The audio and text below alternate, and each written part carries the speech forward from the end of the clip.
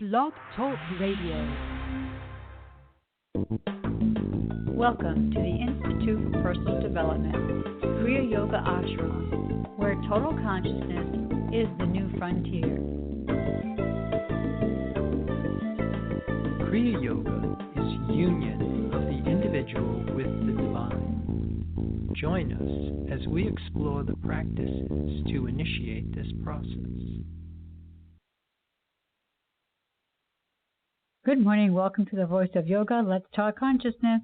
I am your hostess, Lisa Winton, and with me is Kenny Toy, also known as Swami Jayananda, founder of the Institute for Personal Development, located here in Hampton, New Hampshire. Good morning, Swami. Thank you for being here today. How are you? Good morning. I'm doing pretty good today. How about you? I'm doing pretty good today, thanks. And we want to thank you listeners for tuning in. Today on The Voice of Yoga, we will talk about the ongoing contest for spiritual athletes. We will explain the rules of Apotheosis and the podium of Spiritual Selfhood. Listen as we discuss the choreography of the alchemical process that changes lead to gold. To demonstrate spiritual understanding is the highest human accomplishment. It is exhibited by an individual's ability to heal disease and forgive sin. The only way to test your understanding of divine law is to apply it to life by ringing it on the anvil. Accept the challenge and go for the gold. Welcome to the Voice of Yoga. We are talking consciousness. So, Swami, I thought what I would do before we start talking about spiritual athletes, that would give our listeners just a brief history about the Olympics. And the Olympic Games, by definition, were games that were held in ancient times on the plain of Olympia in Greece. They were held every 4 years. It was a time for laying aside political and religious differences as athletes from all the Greek cities and districts competed. Now, the Olympic symbol is widely known throughout the world as the Olympic rings, and the Olympic rings were actually created by a gentleman, Pierre de Coubertin, and they remain a global representation of the Olympic movement and its activity. Now, the 5 rings actually represent the 5 continents, and the rings are all equal dimension, and when they're interlaced in between each other from left to right, of course, everybody I'm sure is aware of all the colors, but it's blue, black, red on the top, and yellow and green on the bottom. So, according to Wikipedia, the meaning of the Olympic symbol expresses the activity of the Olympic movement and represents the union of the 5 continents and the meeting of athletes from throughout the world at the Olympic Games. So, Swami, I guess let's get started about spiritual athletes. And how do we become a spiritual athlete? What's the training involved? Yeah, well, what does it mean to be a spiritual athlete in the game of life? And what is the training involved for that? Well, according to my reality system, or the way I think about things, that there are 2 different approaches that we can have. One is secular and the other is spiritual. And it's all going to be dependent upon what resource of energy that I identify with. What is it that I draw from and use as my source of sustenance and validation?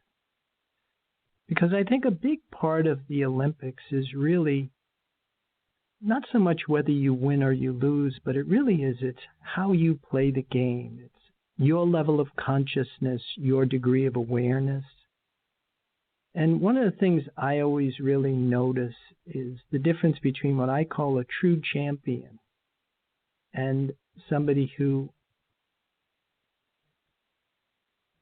has a hidden agenda, who has something other than the love of what it is that they're doing that is motivating them. Because a true champion, whether they win or they lose, it really doesn't, they don't get inflated by winning and they don't get deflated by losing. That they're just enjoying what it is that they're doing. And it's the ones that become inflated because they won and then they are just devastated because they've lost that have ulterior motives. And so this concept of becoming a spiritual athlete, for me, reflects my level of consciousness. And what makes you a spiritual athlete really is just the sheer love that you have for life itself. Mm. And I think the training for that is that we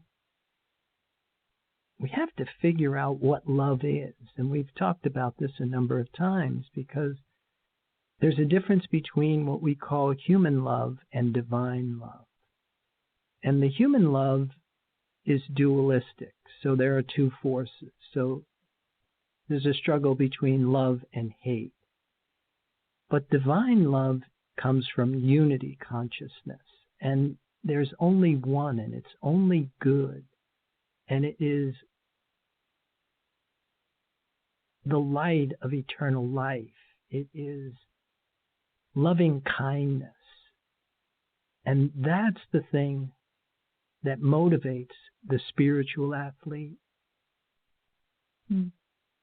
Now, I know there's probably a lot of people out there that have probably watched the Olympics, and they see these athletes after they're done competing, and it can be a pretty emotional experience, as we've all have witnessed. So my question to you is, I'm sure these athletes, they go through hundreds of hours of training and practicing and coaching.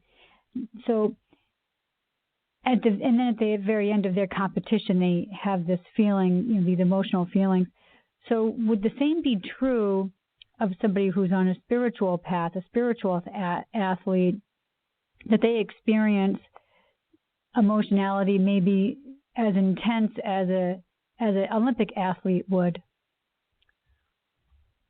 Well, to answer your question, how you approach your life will determine your place on the podium, kind of a thing. And that's what I was talking about, this thing of your level of consciousness and your degree of awareness. Because if our identity is pretty much bound up in our physical bodies, and we use material means, human will, and emotion, then with regard to your level of consciousness, you're kind of competing a bronze level of consciousness.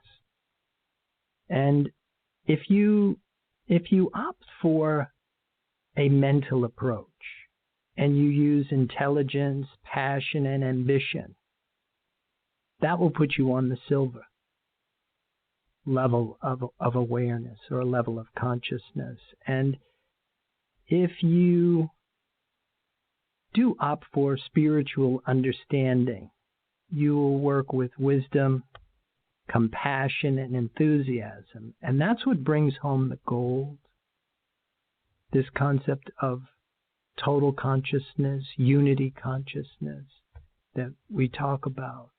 But it is by far your optimal position of performance.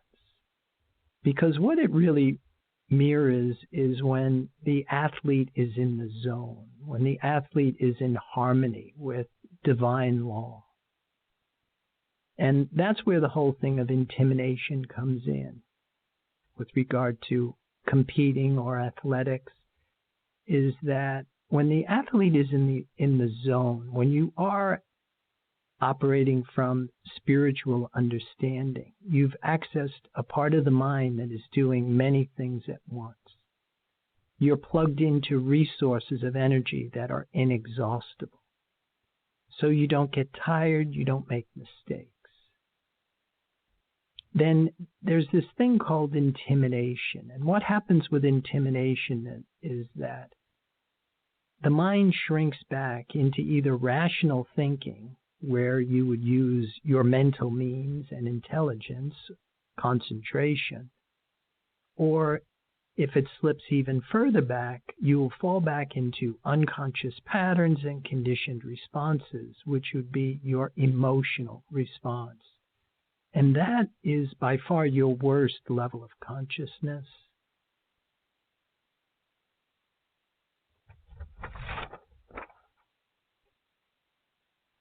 So if you were to coach somebody for spiritual understanding, starting on this path of becoming a spiritual athlete, what might be one of the first things you would advise them to do? Well, if you're going to start to make the transition and go from material means to spiritual understanding, the first thing you have to do is change your values. You really have to give up your belief in matter and in human will. And then you have to trust or develop what's called faith in divine law. And that by far is probably the most difficult transition that we have to make. Because you have to go from something that's visible and tangible, or invisible but tangible, and now rely on something that's invisible and intangible. And with the Kriya Yoga that we teach, developing this primary relationship with your divinity is fundamental. And there are practices that we can enlist in order to develop that capability. But initially, the way it translates is that you want to let go of the unnecessary and you want to start to focus on the necessary. Because the concept of spirit is your number one life-sustaining force. It is the thing that is essential for supporting life. And without that primary relationship, we expire. And then as our beliefs start to move away from that starting point or that platform or that foundation, that's how things start to get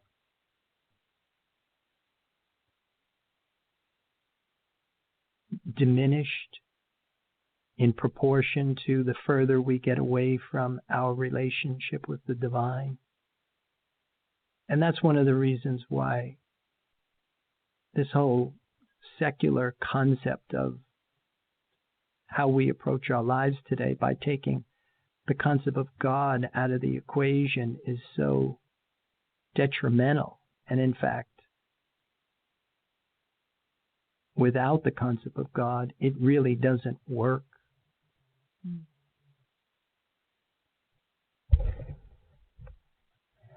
So if somebody starts on this road to become a spiritual athlete, how would they be able to benchmark if they're on a road to success?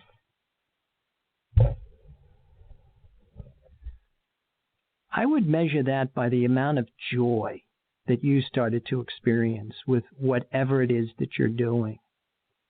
Because if you're connected to something that is pure, powerful, and sacred, and it is reinforcing a feeling in your physical body that you're good enough, that the universe loves you, and you feel the benefit of internal support, and your inner environment fills up with this feeling of bliss, wonder, and awe.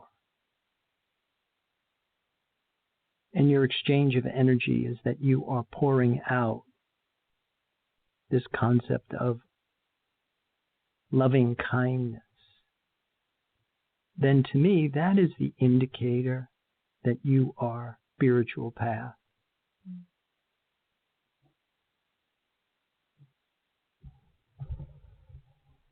Now, so obviously in the Olympic Games, we have people who win and we have those athletes that lose. So do you think that there is such a thing as a winning and a losing situation when it comes to being a spiritual athlete? Good question. When it comes to spirit, there is only good. We're all winners. That is the one thing that there is no lack, and should be absolutely no concern that we could ever fall short of the mark. That we're all winners. We all have the capacity for this gold recognition. But it's really up to us whether we choose to get on the podium or if we turn our back to it. Because that's the concept in Kriya Yoga that we call Namaste. We're all equally divine. We're just not all equally sensitive or aware of our divinity. So we kind of have this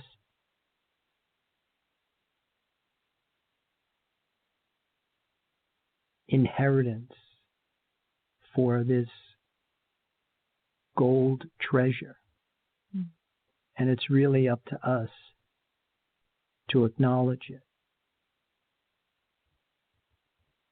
So I think it's about that time we need to hear a word from our sponsors. So listeners, we'll be back with you in a few moments.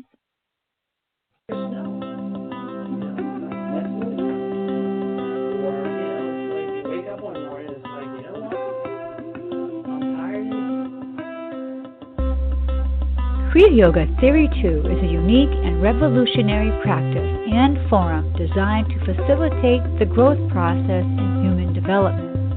Apotheosis is a real experience and has an evidence procedure.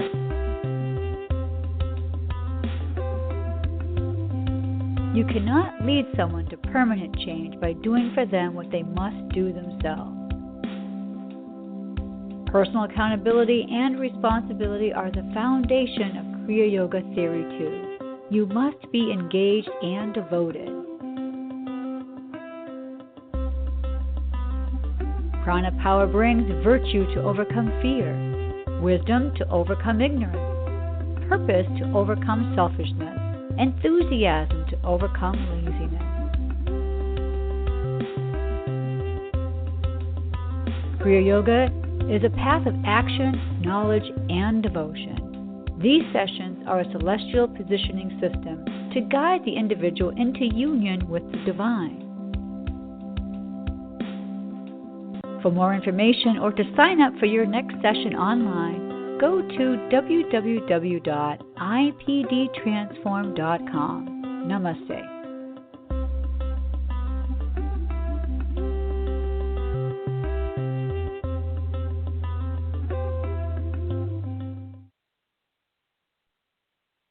Well, welcome back. For those of you just joining us, you're listening to The Voice of Yoga, and we are talking consciousness. So, Swami, we're talking about winning and losing and what it takes to become an athlete. And in this case, we're talking about becoming a spiritual athlete. Well, that's going to take a lot of practice. So what does that look like when we're doing it? Yeah, I like the old saying, practice makes perfect. And of course, practice makes perfect isn't true, but perfect practice makes perfect. And this concept of becoming spiritual is becoming more and more clear to me, that the role of the causal spiritual body holds the template for perfect creation. That this concept of divine law or spirit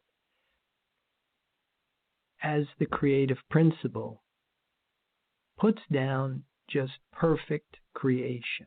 And it's really our role to try and harmonize ourselves with it. The concept here is that the human must go to the divine. And it's kind of like if you were in a boat and somebody threw you a rope and they were on a dock and you started to pull on the rope, you wouldn't be bringing the dock to the boat. You would be bringing the boat to the dock. Because the concept of thy will be done, the will of the divine, is perfect creation. It's when we interfere with that, with our human beliefs, oftentimes that creates an interference pattern. And then we wind up with what's called abnormal conditions. We wind up with discord.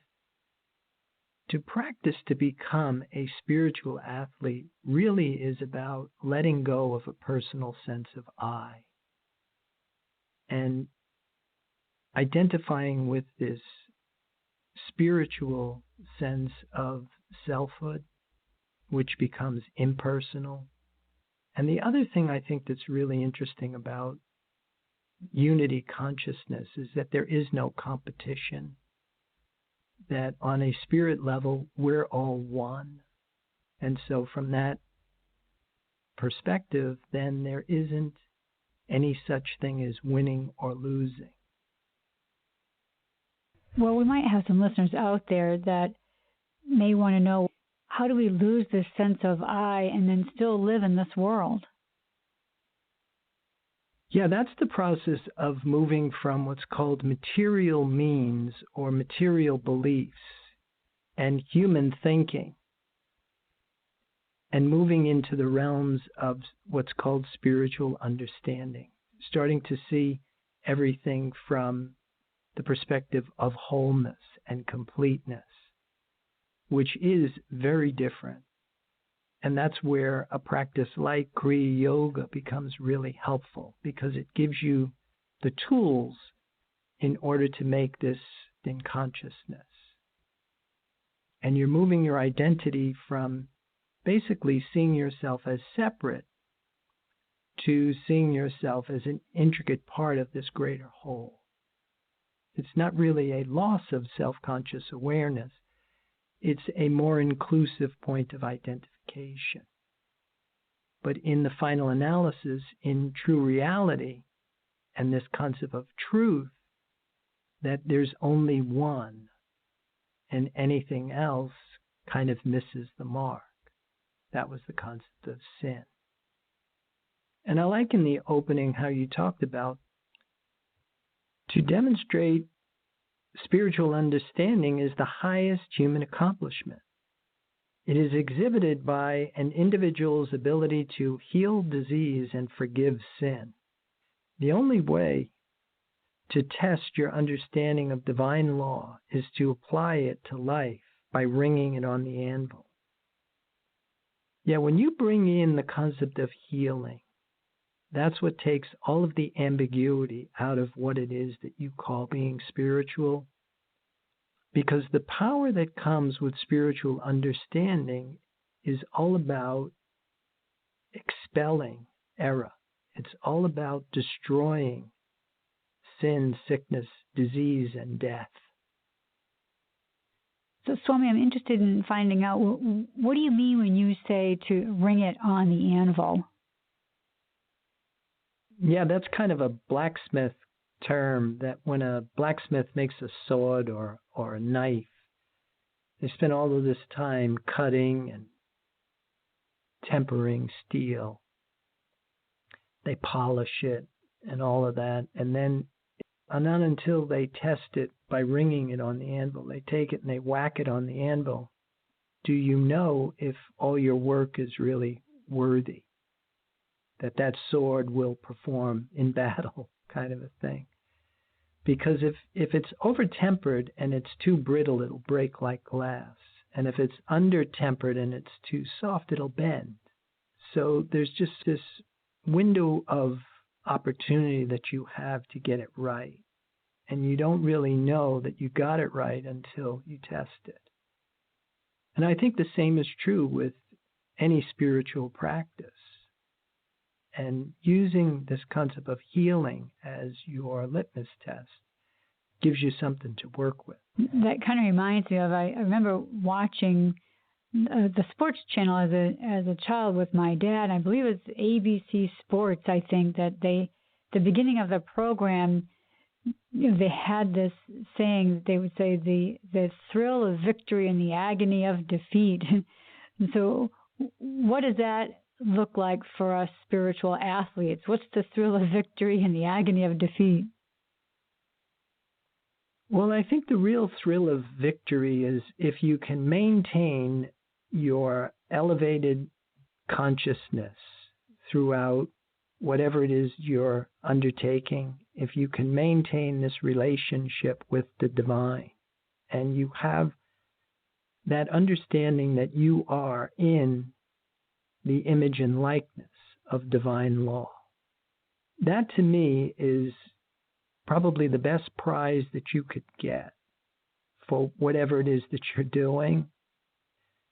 And if you fall back into rational thinking, human thinking, material means, material beliefs, or you fall back into emotionality, your unconscious patterns and conditioned responses, that to me is the agony of defeat.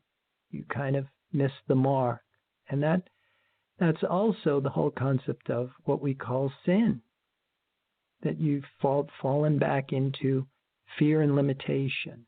You've fallen back into particles and waves. And basically you're in a false sense of existence when we do. And a lot of us, we stay there, and we could be in a false sense of existence, and we could be struggling with conditions. You could have an abnormal condition. You could be sick or have some sort of disease. But the reverse is also true, that you could be in a false sense of existence and have a condition that you're somewhat pleased with, that you might be demonstrating a reasonable proximity of good health. But when you are spiritual and you are aligned with truth, and you are thinking with divine law, you are thinking with divine mind, then of course you are in a true sense of existence, and all you can be is in harmony with perfect health. So I want to ask you a question that came to mind, and it's about competition. Is there such a thing as healthy competition? Understanding that it does derive from the material world, but is it possible to be a spiritual athlete and still engage in healthy competition, whether it's on the playing field or in a work environment? Oh, I definitely think so. And I think anytime you are approaching your life with a sense of wisdom, and you have this sense of enthusiasm, and you are experiencing the joy and the love of whatever it is that you're doing, that you are reflecting divine law. Human activity can be a form of worship, that if we are doing things for the glory of the Creator is really optimal. It's when we fall back into a personal sense of I, and we start to rely on human thought, human beliefs, is when it really starts to unravel and fall apart for us. But to uphold going for the gold, that you really want to maintain the sense of connectedness to divine law, so that you are in harmony with the will of God. So I have another question for you. I'm sure the Olympic athletes, as part of their practice, is that they probably engage in some positive thinking and visualization. Are these tools that you suggest that we use to become spiritual athletes? Well, that type of mental work really reinforces what we had talked about, the mental approach. But to be spiritual as an athlete, to think with truth, or thinking with truth as truth, removed from the false testimony of the material senses, that's what brings you far from the changing conditions of personal mentality, and you're established in spiritual sense, which is the oneness of unity consciousness. And this, for me, that is the gold of pure consciousness. This is the concept of when the athlete is in the zone, when the athlete is in the flow state, which is your optimal position of performance. And then what we talked about, intimidation, when the mind shrinks back and we fall back into fear and anger, emotionality, or rational thinking. So the whole key is to try and keep ourselves at this elevated sense of awareness. And that, to me, is how you really go for the gold. All right. Well, I think we have to start closing down our program. So, listeners, I invite you out there to visit our website. It's www.ipdtransform.com.